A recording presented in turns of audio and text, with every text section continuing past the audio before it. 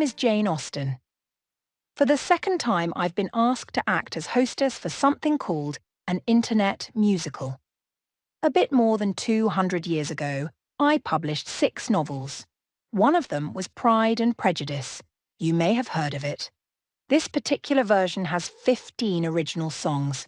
I never dreamed that my Mr. Darcy could sing, but something called artificial intelligence has made that possible now.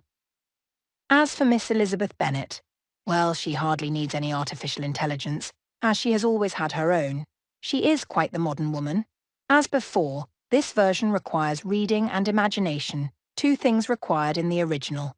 So, let's get reading. Let's get started. There's a story to be told of love and marriage and such. It's a story that is old, but that doesn't matter much. It starts with a squabble, but you know where it's heading. It bumps and it wobbles, and it ends with a wedding. His is the pride, and hers is the prejudice. She never lies, and he says he won't forget or forgive. She's got 4 sisters at home, and he has a heart made of stone. Her mother's a nervous wreck with 5 daughters to marry. Her father is up to his neck with 5 daughters to marry. So let's get started as Mr. Bingley comes to town with Mr. Darcy hanging round. But Bingley makes a deal for Netherfield, that fine estate that carries weight. It's set, the terms are met, Netherfield is let. No trouble, no strife, why Bingley must be in want of a wife. But who's this Darcy? A handsome fellow, but doesn't look mellow. No, this Darcy is rich and proud. Oh, he looks so very proud. Out of reach, not a peach, he's out of reach. A lost cause, not worth a pause. I'll say it out loud. He must be very, very proud. I detest that sort of thing. I'd like to clip his wings, high and mighty, not a peach, out of reach. In a word, insufferable. But remember, remember, it all comes right. But how, but how, but how, but how?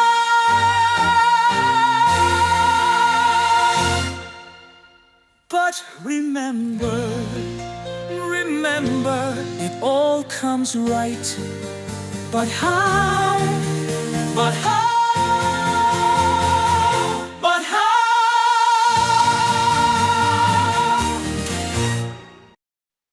Yes. How indeed. All we know so far is that Mr. Bingley, along with his friend, haughty and proud Mr. Darcy, has arrived in Meryton and taken Netherfield Park, a fashionable estate, to let. The news of these 2 young eligible gentlemen immediately reaches the ears of Mrs. Bennet and her 5 daughters. Sparks fly, duty calls. Mr. Bennet must pay a visit to Mr. Bingley so that Bingley would then be under an obligation to return the visit and meet the Miss Bennets, all 5 of them. Mr. Bennet is aware that he must call on Mr. Bingley if his daughters are to have a proper introduction. But Mr. Bennet loves a practical joke. He immediately calls on Mr. Bingley, his new neighbour, but fails to tell his family. Instead, he remains locked in his library, reading and improving his mind. There he waits for his wife. And a bit of fun.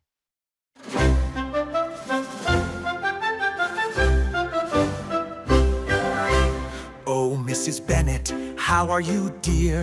What a surprise to see you here. I suppose you have something to say. Go ahead, Mrs. Bennet, don't delay.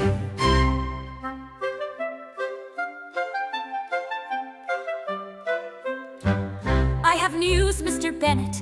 Yes, I do. Stupendous news, Mr. Bennet. No time to lose. I dare say it's the most important thing when we have 5 girls looking for rings.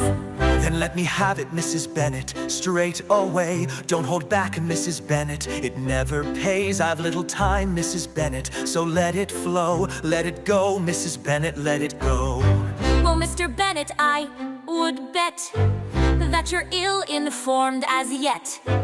Netherfield Park is let. What? Netherfield Park is let? Why all the fuss? What's it's got to do with us? The park is let, the park is let, no time to fret, the park is let. He's very handsome, he's very tall, he has no wife, and that's not all. He's very rich, he's got the itch, he sees our girls and starts to twitch. Our fortune's made, which will he choose? Mr. Bingley, we love you.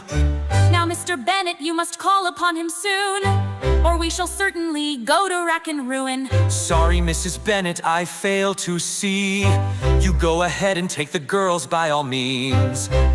Oh, Mr. Bennet, if you don't call, our poor girls will lose it all. Oh, I see, Mrs. Bennet, yes, I do. You can take them, Mrs. Bennet, no time to lose. I'll write him a note, Mrs. Bennet.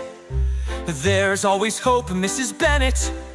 There's always hope. Yes, I'll write him a note. We now see the essential problem. Mr. and Mrs. Bennet have 5 daughters who need husbands. The oldest is Miss Jane Bennet, known for her beauty and kind-hearted nature. Next is Elizabeth, or Lizzie, intelligent, witty, a lively spirit, and, at times, a sharp tongue. The middle daughter is Mary, serious and studious. She loves to perform and seems to be unaware that she has little talent. Second youngest is Catherine, or Kitty. She is easily influenced and might just be the silliest girl in England according to her own father. And the youngest is Lydia, impulsive, flirtatious, and somewhat reckless. She has no sense of her own faults or the embarrassments she causes her family. But very quickly the issue is Mr. Bingley and Mr. Darcy after they meet the 5 Bennet daughters at the Meryton Assembly dance. Who they danced with and who they didn't. Who is falling in love and who is not. Is there anything in the world more important than this?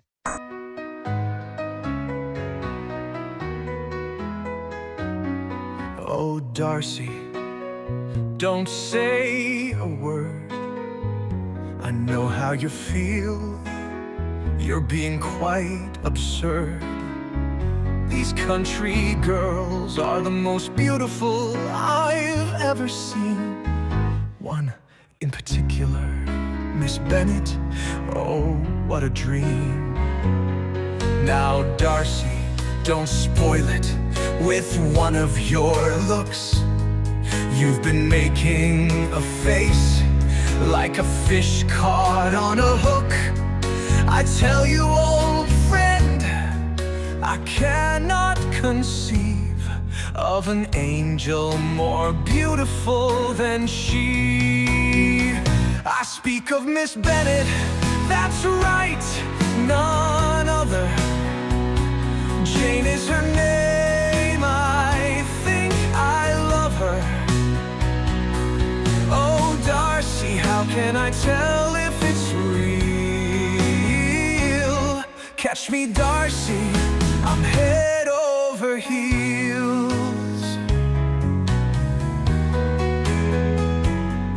So, Darcy,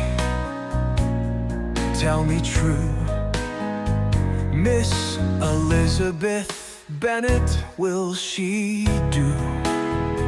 You said she's tolerable, but what does that mean? I know she didn't care for you, she cut you, it seems. So here's a plan that has great appeal. We'll host a ball at Netherfield. We'll invite the Miss Bennets and others too, like those militia chaps. We'll dance till 2. I speak of Miss Bennet, oh yes, none other. Jane is her name, I think I love her. Darcy, how can I tell if it's real? Catch me, Darcy, I'm head over heels.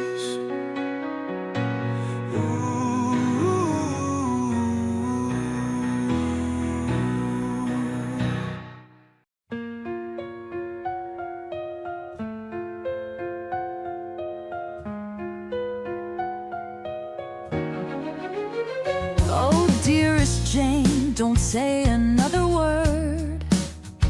I know what you're thinking, and it's quite absurd. Mr. Bingley, no question, is what a young man should be. But Darcy, that's where we disagree.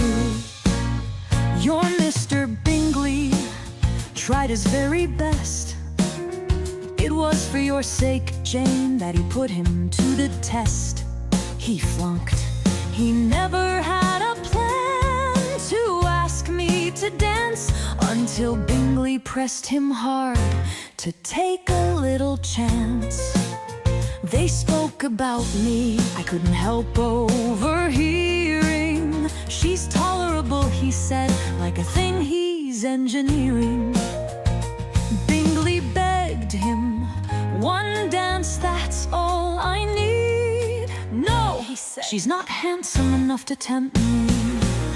I speak of Mr. Darcy, so proud, so blind. I could forgive his pride if he hadn't messed with mine. Villain, he's disagreeable, though some say he's clever. I'll promise you this, I'll dance with him never. Never. Oh, Sister Jane, he's not for me. At 10,000 a year, our mother will disagree.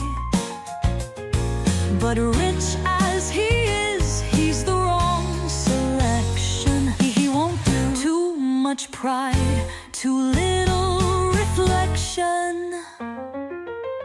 In all fairness, Darcy doesn't like to dance. It's not just me, the man has no romance. None. I've never known someone so ate up with pride. But he's Bingley's good friend, so him we must abide. I speak of Mr. Darcy, so proud, so blind. I could forgive his pride if he hadn't mortified mine. Tolerable, how stupid, though some say he's clever.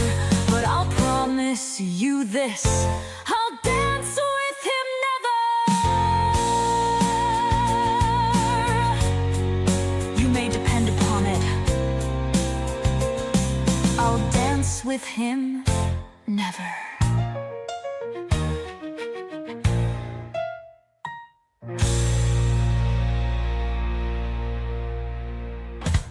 Well, Miss Elizabeth Bennet has certainly made a very definitive declaration never to dance with the high and mighty Mr. Darcy. At the same time, her sister Jane has a growing regard for Mr. Bingley, and Bingley seems to reciprocate. Visits are exchanged, allowing Jane to become more acquainted with Mr. Bingley's sisters, Caroline, who has set her cap for Mr. Darcy, and Louisa, who is married to Mr. Hurst.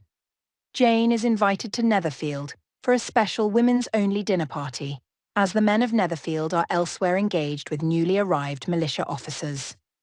The weather turns inclement, and Jane asks for the carriage to make the short journey to Netherfield.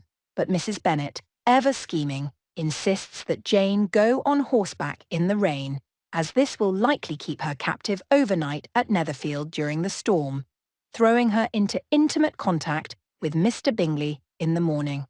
The plan works all too well. Jane is soaked through, contracting a very bad cold that keeps her in a sick bed at Netherfield.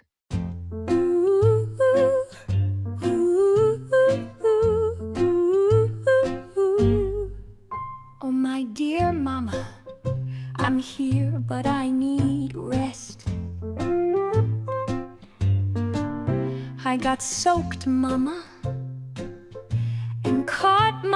death. My head is throbbing, I'm about to die. Your clever plan, Mama, has gone awry. Did you intend to kill me before I'm even wed? Do you think he fancies a wife that's dead? Oh, Mama, I love him truly, don't you understand? Mama, please listen to me, we never needed a plan. I've got a bad cold and I'm really annoyed. He's not even here to see your plan employed. Someone save me from this wretched cold I've gotten. My mouth feels like it's stuffed with cotton. I beg you, mother dear, send me an attorney. I'll make my will now, I'm finished with my journey. Oh, Mama, please bury me in a flower bed. Then water me, Mama, I'll give you roses red. Did you mean to kill me before my heart's desire? Do you think that Bingley fancies a girl who's expired? Oh, Mama, I love him truly, isn't that quite enough? Mama, please listen to me, we don't need all this fuss. I've got a bad cold and it's driving me crazy. I can't swallow and my mind is getting hazy. Someone save me before it's too late. Ooh, ooh, ooh. Is this a cold or something I ate? Oh, Mama, guess what? I do feel better. My headache's not as bad as this stormy weather. I don't think I shall die, Mama. Please send Lizzie to me. This plan will work, it is meant to be. For I truly love him, he means everything to me. He knows I love him, he can see right through me. Please understand, we shall never ever need another plan. Oh no, Mama, we will never need another plan. No more plans. Jane is convinced there is no need for more schemes or unseemly encouragement for her to fix Mr. Bingley forever. Lizzie has been sent for so the two oldest Miss Bennets pass the better part of a week at Netherfield as Jane recuperates. Mrs. Bennet, delighted to have two daughters so intimate at Netherfield for so long, delays their coming home as much as she can. Mr. Bingley shows due concern for Jane's cold, but Mr. Darcy has little conversation. Elizabeth still finds him proud and very disagreeable, although it is noticed that he stares at her at every opportunity. Plans for the Netherfield ball continue, and, at last, Jane and Elizabeth return home, to Longbourn. Then, the world suddenly changes. Mr. Collins will soon pay a visit to the Bennets. None of them have ever seen him in their entire lives. He is a distant cousin, a pompous, foolish vicar who happens to be the heir to the Bennet home, Longbourn. We learn that the entire estate is entailed to the male line, and since the Bennets have no sons, only daughters, Mr. Collins will inherit it all. But does he wish to marry one of the Bennet daughters? And, in this way, after Mr. Bennet's death, preserve in some fashion the estate for the remaining family. Lizzie is alert to this, and her very best friend, Charlotte Lucas, aged 27 and rapidly approaching being an old maid herself, has some astute observations about love and marriage.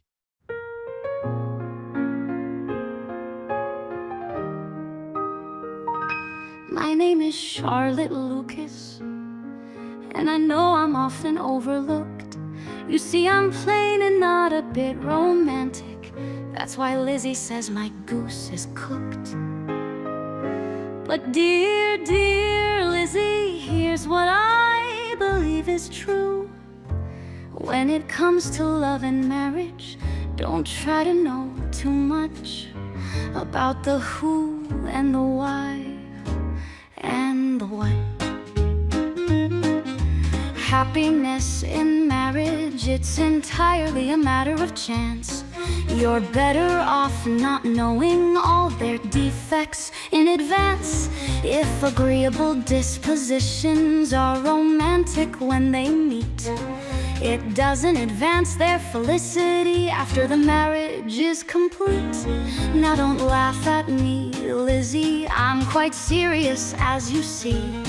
I'm trying to open your eyes to what's best for you and me. You see, romance is fleeting, even if conditions are the best. But how well you get on later is anybody's guess. I haven't had any chances to put this to the test, but believe me, Lizzie Bennet, if I do, I'll know what's best.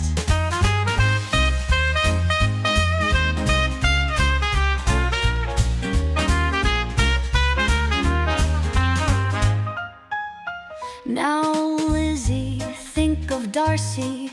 He's proud, why shouldn't he be? Don't be prejudiced, don't be silly, or Mr. Collins might come for thee. Now, Lizzie, what I say is true. I see how Darcy looks at you. I know you think him cruel, I think he likes you. Don't be a fool, you see, romance is fleeting, even if conditions are the best. But how well you get on later is anybody's guess. I haven't had any chances to put this to the test, but believe me, Lizzie Bennet, if I do, I'll know what's best. So, Mr. Collins arrives. He is everything we expected: foolish, pompous, and overly obsequious, where his patron, Lady Catherine de Bourgh, is concerned. We soon discover his design for this unexpected visit. He seeks to make one of the Miss Bennets his wife. But which one? Jane seems out of the question, as she is practically engaged to Mr. Bingley and his £5,000 a year. So the next in line is Elizabeth, who does all she can to avoid the company of Mr. Collins. A walk into Meryton is suggested by Lydia.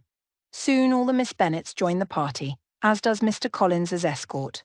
They come upon a handsome young man, Mr. Wickham, who has just accepted a commission in the corps stationed at Meryton.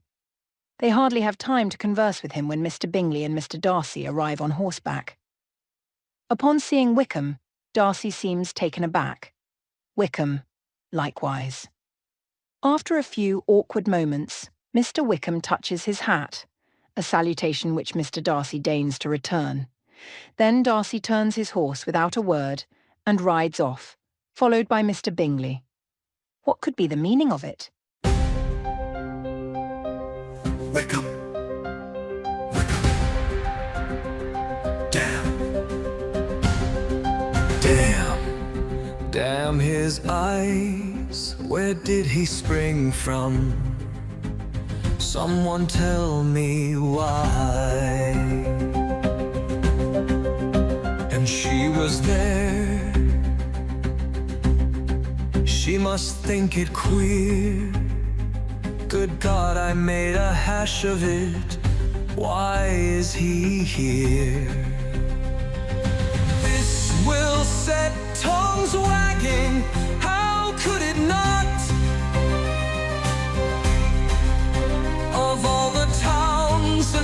places in the world.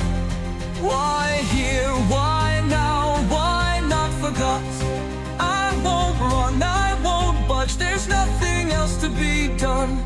I will cut him absolutely, but I won't run, that's best.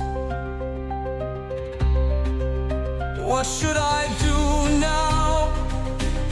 Call him out, shoot him dead? It would all unravel, that's what I dread. I should warn her before he tells his lies. But I can't speak of it, impossible, damn his eyes. Their tongues will wag, it can't be helped, it's too late. I must bear it all now, I must be silent for her sake. His lies, her good name will protect, the truth can't be told. I won't run, my course is set. Damn his eyes, his lies are best. Yes, his lies are best. Damn his eyes, his lies are best.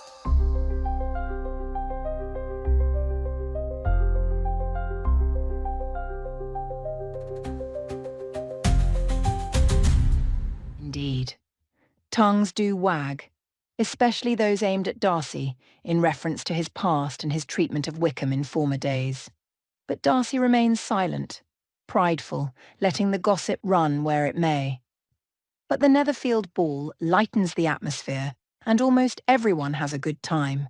Jane and Mr. Bingley get on famously, paying much too much attention to each other, leaving little doubt of their future attachment. Elizabeth, ready and willing to dance with Wickham, is disappointed.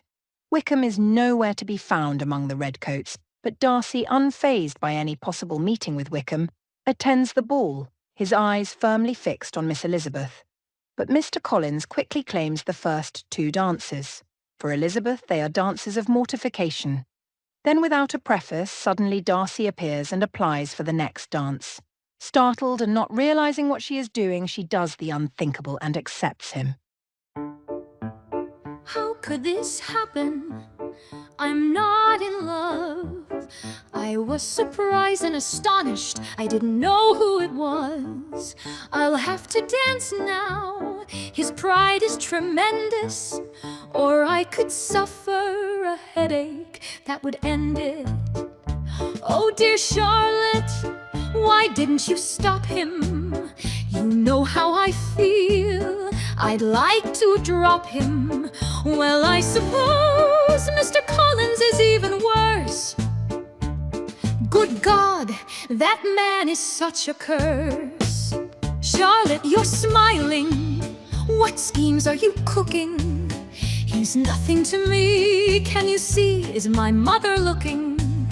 Quit poking at me and quit making fun. Here he comes again. Oh my God, I'd like to run. Charlotte, what are we doing here? Why in the world did we come? I see Darcy, but no Wickham. Tell me, Charlotte, what's to be done?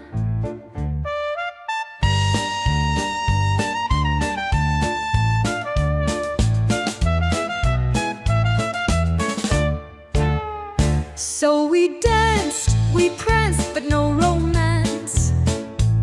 We spoke, we joked, but no hope. If we skipped out of sight, I could have danced all night, and Wickham was nowhere in sight.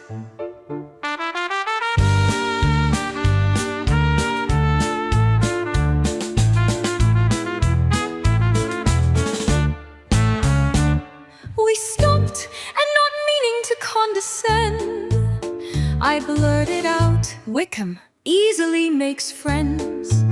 I didn't mean to say it, it was too late to belay it. Yes, said Darcy, Wickham makes friends, but does he keep them?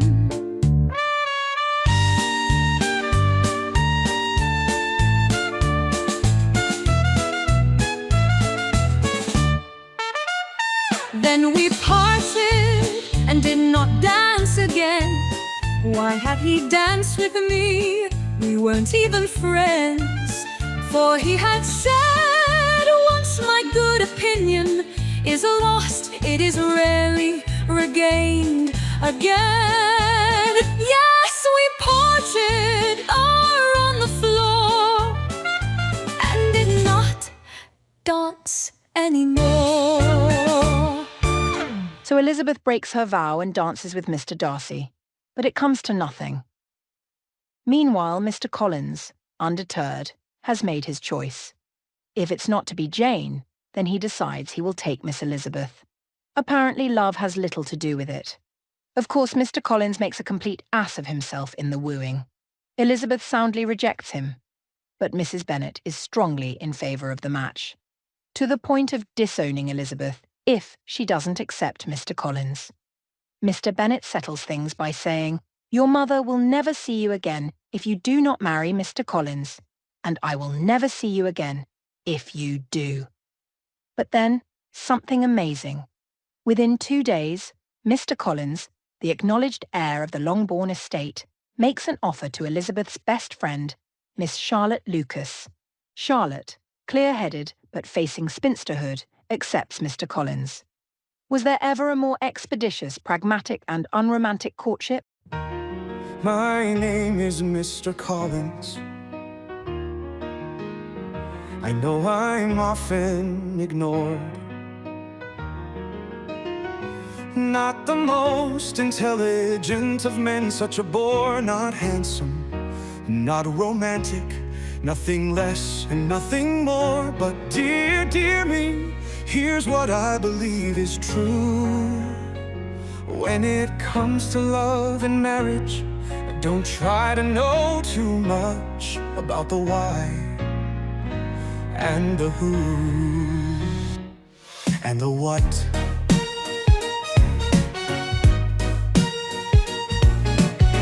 I'm 25 and set for life. Yes, I demean myself, I don't think twice. It was Lady Catherine who gave me the living, my first, my last. No regrets, no misgivings. I truly think it's more than worth a mention that Lady Catherine has such affability, such condescension. There's no one like her, I could speak of her all day. Sometimes I do, when there's nothing else to say. I'm Mr. Collins, a man in the pink. I'm not such a fool as people think. My demeanor suits me, I find it often pays playing my part and getting my way. The Bennet girls are fine, as fine girls go, but they won't do for me.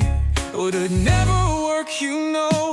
Someday I'll be the master of this fine old estate, and then it's best that no Bennets remain in place. Miss Elizabeth Bennet thinks I'm a clown. Of course I actually wanted her to turn me down. It's all so amusing, I have to confess, but I know what I'm doing, and Charlotte is the best. I'm Mr. Collins, a man in the pink. I'm not such a fool as people think. My demeanor suits me, I find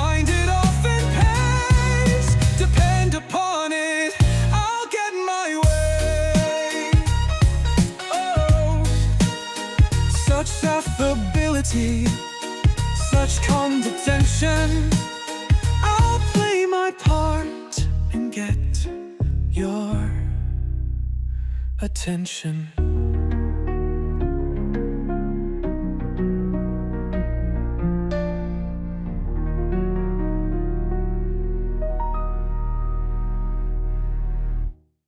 So, everything is settled for Mr. Collins and Charlotte. The only one truly unhappy about it is Mrs. Bennet, as she expected more obedience from Elizabeth. For her, it is hard to imagine that should Mr. Bennet die tomorrow, Charlotte Lucas would be mistress of Longbourn. Perhaps even worse than this, Jane has just received a letter from Mr. Bingley's sister, Caroline, informing her that the Bingleys and Darcy have left Netherfield for London, with no idea of returning any time soon. Jane is distraught and very much needs her mother, who is indisposed, having taken the news even harder than Jane. Meanwhile, Elizabeth promises Charlotte she will visit her after Charlotte is installed in the vicarage near Rosing Park, the seat of Mr. Darcy's aunt, Lady Catherine de Bourgh. At that moment, Mrs. Bennet's brother and his wife, known as Aunt Gardiner, arrive for a visit to Longbourn. Aunt Gardiner is a favourite and faithful correspondent. She knows all, when it comes to her 5 nieces, as she is far more rational and sensible than their mother. I'm Aunt Gardiner, the one with 5 nieces. They send dozens of letters of love and caprices. The girls have their mother, but she's rather nervous. Every day, every night, she's out of service. Now Jane's in love with a wealthy young beau. He was madly in love with her, then gone, what a blow. It's clear to me he's trifled her affections. He's off to town, the wrong direction. I told Jane, come to London, visit me. Something's gone wrong, we'll mend it, you'll see. That sister of his may be the trouble. Or is it Darcy? That's trouble doubled. Love is for the young, it takes so much doing. The wishing and hoping and crying and wooing. Hearts are broken, then mended and fixed. It's so amusing if it's not you who's been bit. Now Lizzie in love with a handsome young Wickham. Danger, no man of fortune, little income. I warned her, don't trifle with your own affections. You can do better, not Mr. Collins, but in that direction. Lizzie visits Charlotte, now Mrs. Collins, well-adjusted. Lady Catherine's nearby, condescending and disgusted. She's Darcy's aunt, rich and proud as a duchess. Lizzie holds her own, and her nose too much of a muchness. Then things take a turn, but is it planned or by chance? It's Darcy himself to visit his aunt. He's altered somehow, and Lizzie detects it. He's civil, he's caring, his behavior corrected. And now the unthinkable happens far and above. He calls upon Lizzie like a schoolboy in love. He looks at her while he sits in a chair. What does this mean? Why is he there? Then quite by chance, Lizzie learns the fact that Bingley's love for Jane Darcy made him retract. Lizzie's anger sparks and shoots through the ceiling. Abominable man, so proud, no decent feelings. Love is for the young, it takes so much doing. The wishing and hoping, crying and wooing. Hearts are broken, then mended and fixed. It's so amusing if it's not you who's been tricked.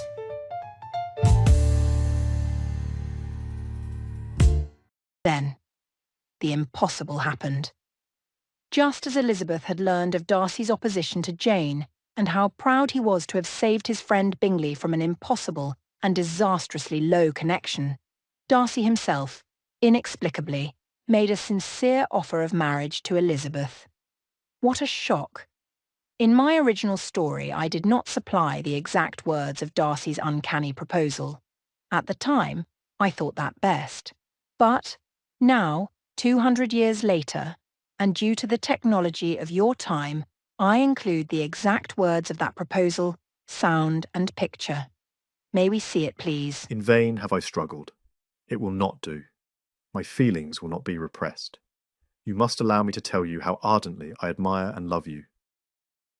Despite your inferiority in birth and connections, I cannot help but acknowledge that I am captivated by your wit, your intelligence, and your spirit. You must understand the tumultuous conflict within me, trying to disregard these feelings due to your family's lower status and, admittedly, their sometimes objectionable behaviour. From the very first moment I met you, I have been bewitched by your charm and vivacity. The prospect of marrying you has caused me sleepless nights and countless hours of contemplation. My heart has fought against my reason, and love has ultimately triumphed.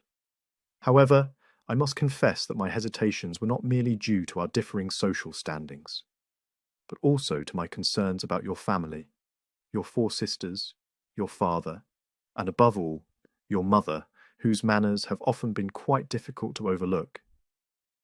Yet, despite these reservations, my love for you has overcome my objections. I am willing to forsake the opinions of the world and my family's potential disapproval for the sake of our happiness.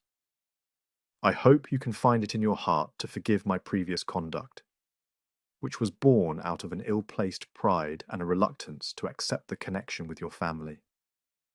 I stand before you now with a sincere and earnest heart, offering you my hand in marriage. Let us put aside the pride that has clouded my judgment and find happiness together. Please, do me the great honour of becoming my wife.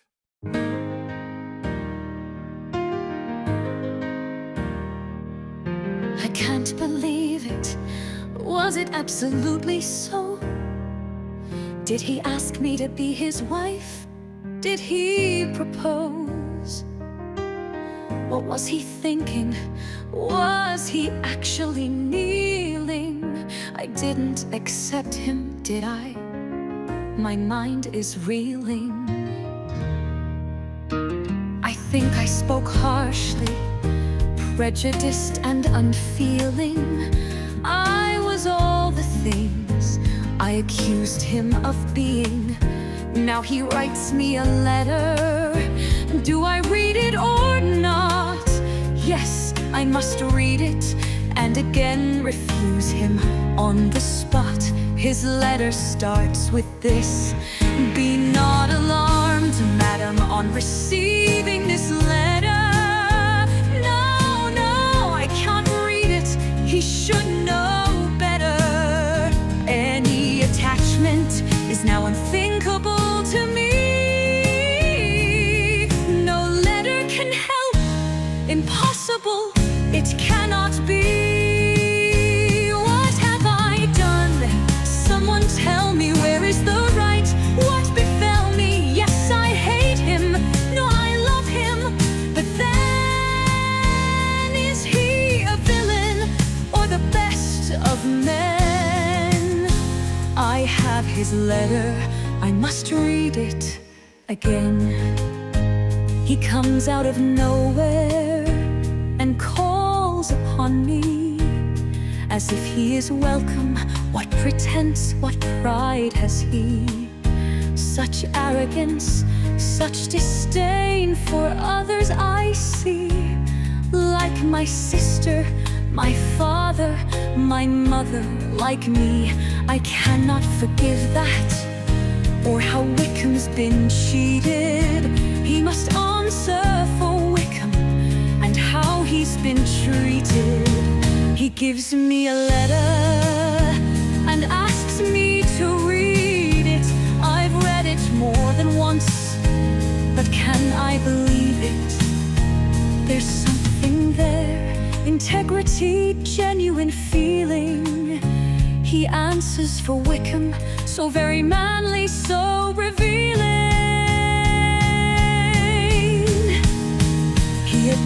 his part in Bingley's sudden retreat.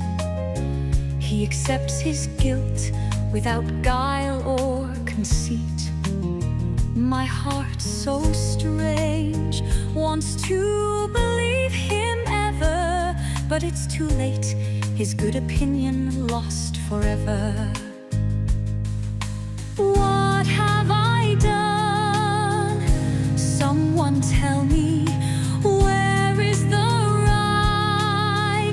What befell me? Yes, I hate him, no, I love him, but then, is he a villain or the best of men? I have his letter, I must read it again, again.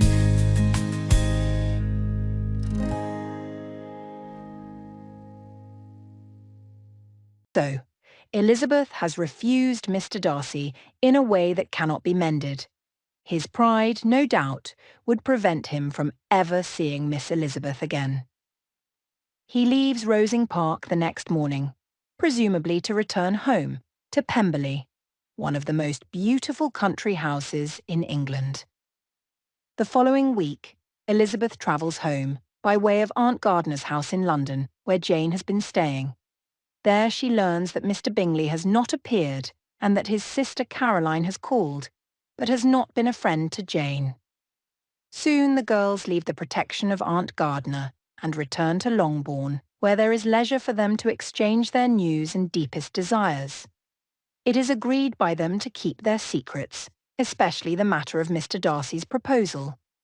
Elizabeth, while not completely sanguine about Mr. Darcy, has softened her views of him considerably due to his heartfelt letter, and at the same time her views of Wickham become more sceptical.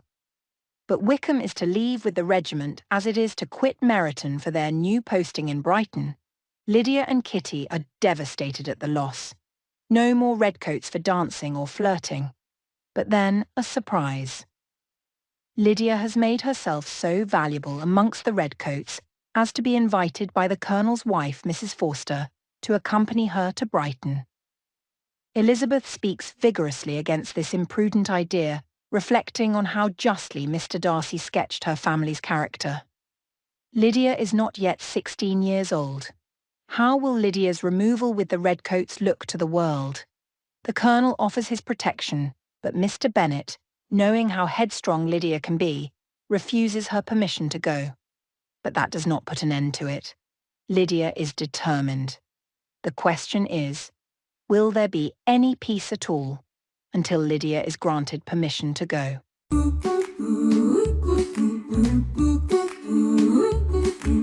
I miss Lydia Bennet, I like to have fun. Lots of fun. I was fine until the regiment quit Meryton.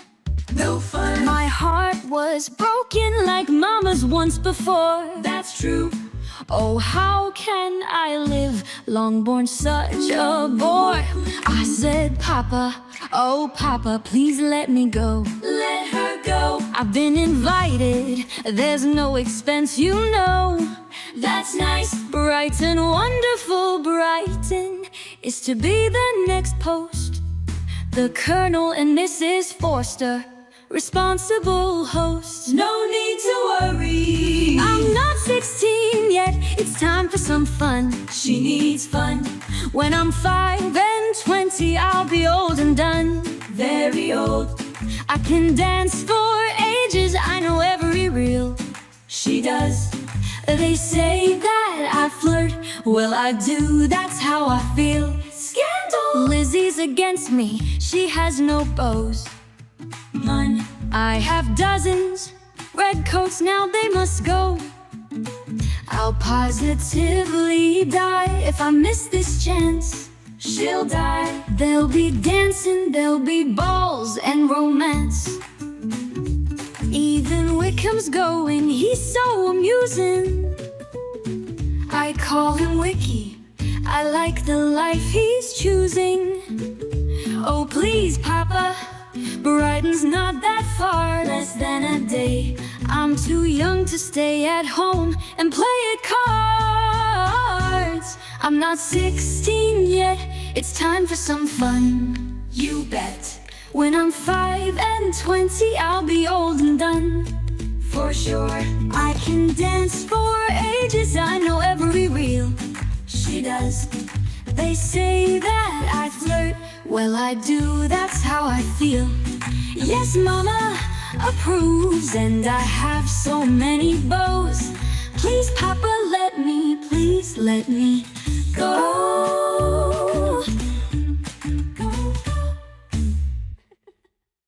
Of course Lydia gets her way. Elizabeth argues against it but fails to move her father. Her arguments do not mention Darcy's letter, which must remain secret for a host of reasons.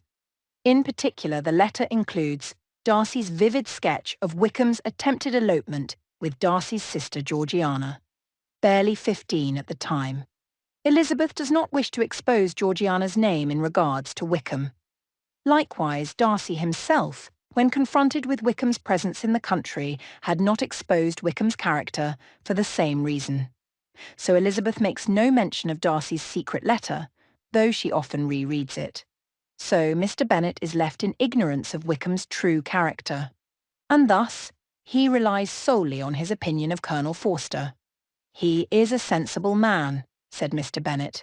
"He will keep Lydia out of any real mischief." Elizabeth does not avoid Wickham, but gradually she makes it clear that she has somewhat altered her opinion of Mr. Darcy. By time the regiment leaves, Elizabeth hopes never to see Wickham again, and perhaps that sentiment is mutual. Several tiresome months pass. The regiment is gone. Bingley is gone. Charlotte is gone. And of course, Darcy. So when Aunt Gardiner proposes a pleasure trip to the Lake Country, Elizabeth is very eager to join, but it is now possible to hear about this from someone who was there. May we have Aunt Gardiner, please? Hello. I am Aunt Gardiner. It's my duty here to describe our trip to the Lake Country, because that's where the news reached us about Lydia. It was Jane. She wanted Lizzie to have this trip, so she offered to play governess over our 4 young ones, so we could make the trip with Lizzie. Unfortunately, last minute, the trip had to be reduced, obliging us to give up the lakes and substitute a more contracted tour. This now included Lambton, my former residence, before I married. I remarked to Lizzie that Wickham had his childhood not far from Lambton, at Pemberley. I still remember the look on Lizzie's face. Anyway, we learned it was now possible to visit Pemberley, as Mr. Darcy was not at home. Well, we did see the place. In a word, stunning. The finest country house I've ever seen. Then, Darcy arrived home early, catching us snooping about. Lizzie was highly embarrassed, mortified. But Darcy, so understanding, so accommodating, and in particular desiring Lizzie to have an interview with his sister, Georgiana, on the morrow. That took place the next day, along with a visit by Mr. Bingley. We rapidly became quite intimate companions, visiting Pemberley again, this time by invitation. But getting back to Lydia, Jane's letter, delayed in the post several days, had just arrived with the news from Brighton. The news was horrid. It sent Elizabeth into shock, and for a few moments she could not speak. She handed me the letter, and I read the awful truth. Lydia had eloped with Mr. Wickham. There was no doubt about it. And worse yet, no one knew where they were. He had taken her off, almost without a trace. At this moment of crisis, Darcy appeared, innocently making a prearranged visit to see Elizabeth. She was wretched, distraught, completely undone, and she immediately burst forth with the news.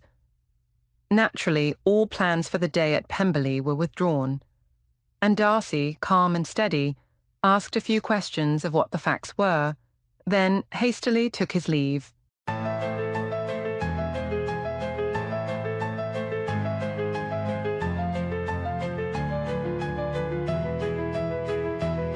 He's gone, Darcy's gone, I know not where. Lydia's nothing to him, this is not his affair. My poor sister is lost, have they gone to town? Where else else would he take her? Why can't they be found? Darcy answered for Wickham. He knew Wickham better. But I failed to tell Papa. I kept secret Darcy's letter. They must be found.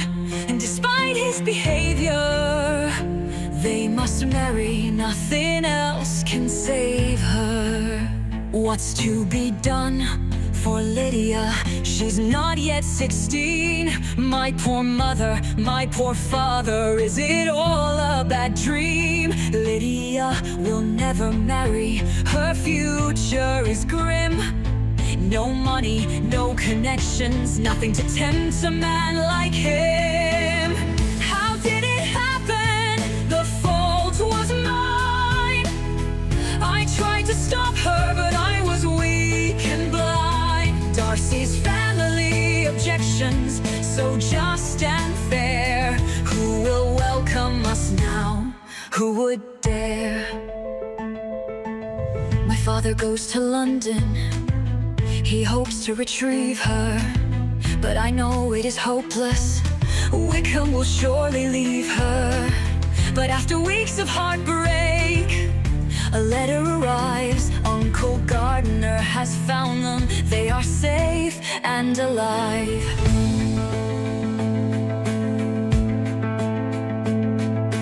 Father is to pay Wickham just 100 a year. But Papa is certain someone else has paid dear. Lydia is married, a quiet wedding in town. We must wish them joy now, with a smile, not a frown. How could it have happened? The fault was all mine. I could have stopped her. I was selfish, unkind. Darcy's family objections, how just, how fair. Who will call on us now? Nobody cares.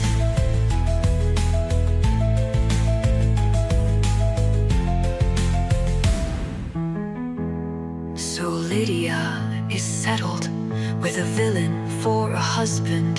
They must remove very far, for here no one will trust them. Then Bingley approaches and Darcy comes too, to call on us. But why? What will they do? Yes, what will they do? So, what did they do? Nothing, immediately, except to call upon the Miss Bennets in a cheerful manner. They did not discuss Lydia, for Lydia and Wickham had been found, and someone had convinced Wickham, no doubt on heavy terms, to make Lydia an honest woman by marrying her, and for Wickham to accept a commission in a northern unit of regulars. Elizabeth soon learned that that someone was Mr. Darcy. A long, confidential letter from Uncle Gardner revealed all. Darcy was the man. He had found them. He had dealt with Wickham. He had also paid out a heavy sum so that Lydia might be married. It was nearly all Darcy's doing, and the only reward he sought was that his part in the matter remain confidential. This news sent Elizabeth into a flutter of spirits in which it was difficult to determine whether pleasure or pain bore the greatest share. She was deeply moved and dared not think of what had animated Darcy's actions, since he had left her at Lambton's so precipitously. This occupied her thoughts until something larger sprang forth. Jane was engaged. Mr. Bingley could wait no longer, and he had made his declaration. They were as happy as any couple ever has been, but this is nothing compared to the joy and felicity felt by Jane's mother, who at last had an engaged daughter soon to marry £5,000 a year. But all of this became as a footnote when Lady Catherine de Bourgh made an unexpected, unwanted and unwarranted appearance at Longbourn.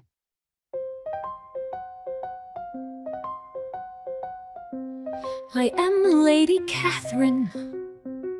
I'll speak with Miss Bennet alone. Alone. I'll put a stop to this nonsense. Heaven knows I cannot allow my nephew to be so taken in. You've no fortune, no connections, nothing compared to him.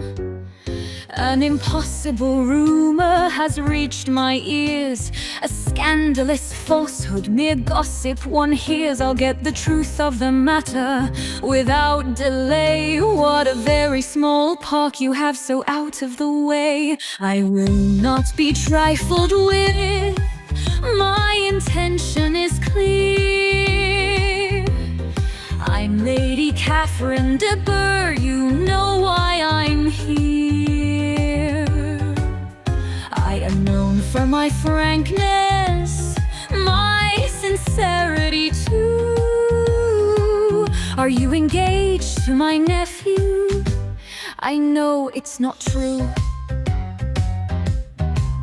Engaged, my lady, impossible you said. Coming here only proves gossip you dread. Then tell me it's false, it cannot be true. Tell me now, I expect an answer from you.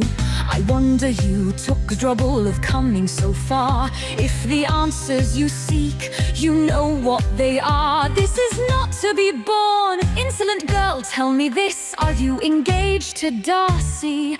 Answer me, I insist. I'll tell you quite frankly, I have nothing to hide. Engaged, no, I am not. Are you satisfied? I knew it for years, Darcy, been engaged to my daughter. You're far too late. So promise me now you will never enter such a state. I will make no promise today or any day. You have insulted me in every way. I beg you to go, there's nothing further to say. I will not be trifled with, my intention remains. I'm Lady Catherine de Bourgh, you know why I came. Your ambition, your hopes, I shall disappoint. Depend upon it, I will carry my point. Indeed, I will carry my point.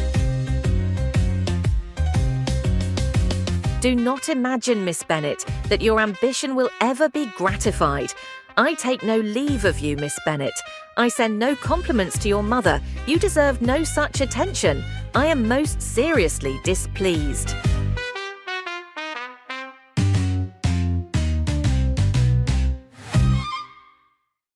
So Lady Catherine is finally put in her place, and Elizabeth is just the girl to have done it. Darcy no doubt will receive an earful from his mortified aunt, but the scandalous intelligence of Lizzie's behaviour had the opposite effect upon Darcy than the one his aunt had hoped for. Besides finding it amusing, Darcy also finds reason for hope, as Elizabeth said nothing directly against him. Of course Mr. Collins would hear of it, chapter and verse, and he would be much more receptive and sympathetic to Lady Catherine's modification. When Charlotte hears of it from Mr. Collins, she is not surprised at all. So now, there is not much left to our story. Mr. Bingley is to call on his fiancée, Jane, and her sister. Darcy joins them. They walk out together, but soon, Darcy and Elizabeth lag behind, where no others can see them. For what Elizabeth has to say is very private. She takes the opportunity to thank Darcy for all he had secretly done for Lydia and the rest of the family. Darcy is slightly embarrassed. He never meant any of it be known beyond the gardeners. But then, finding his own opportunity, Darcy quickly says, "You are too generous to trifle with me." In my book, Darcy does not sing the rest of his discourse, but here, now, he will.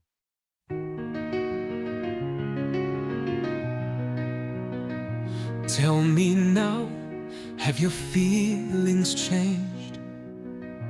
Mine have not, they are the same. But one word, just one word from you, one word, and I will never speak of it again. Dear madam, what I've done should never be known. I did it for you, and you alone. Make no mistake, every step, every stone turned over for you, and you alone. So my aunt, raging with anger, came to call. She said, you're an insolent girl with no respect at all. Then she said she'd disown me if I saw you again. It only taught me to hope that her loss was my gain. You are too generous to trifle with me. Give me your answer, sweet Lizzie, for all the world to see. If you love me, come closer to me. So I am here for you and for you alone, to offer my heart, my soul, and all that I own. Can you love me, sweet Lizzie? I must know. I see love in your eyes, am I right? Is it so? Now one sweet kiss will make me the happiest of men. I shall love you forever and forever again. You are too generous to trifle with me. Please tell me at once how things must be. I love you now, and I loved you then, till death do us part. Come closer, kiss me again. Yes, come closer to me, then kiss me. Yes, come closer and kiss me again. Come closer to me and kiss me again and again and again.